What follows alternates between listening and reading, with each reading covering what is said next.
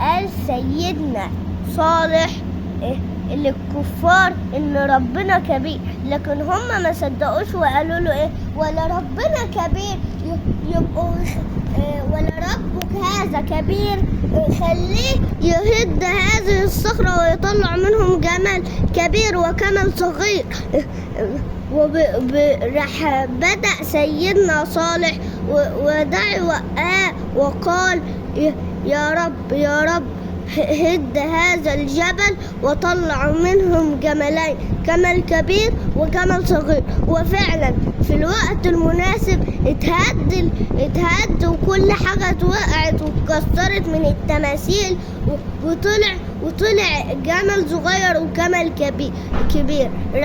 راحت كانت الست راحت عشان تجيب مية للجملات. راح جه الكفار ضربوا الست بالسكينة، راحت ما ماتتش سبحان الله. وأولا سيدنا صالح قال له راح الكفار قال لسيدنا صالح كيف عملت هذا السحر يا صالح؟ وده كان مش سحر، مش مصدقين اللي فيه حاجة اسمها لا إله إلا الله.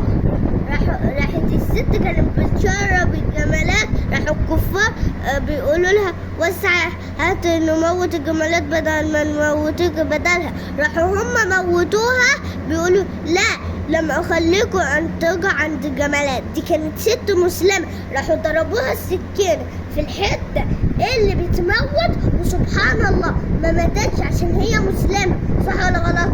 صح. بس انا هو حافظ الاخر وفي الاخر اللي جه ربنا في يوم القيامة سود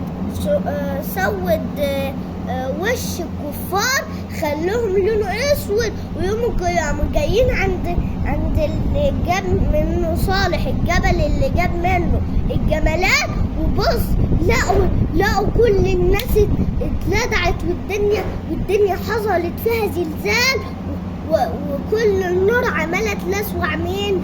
الكفار.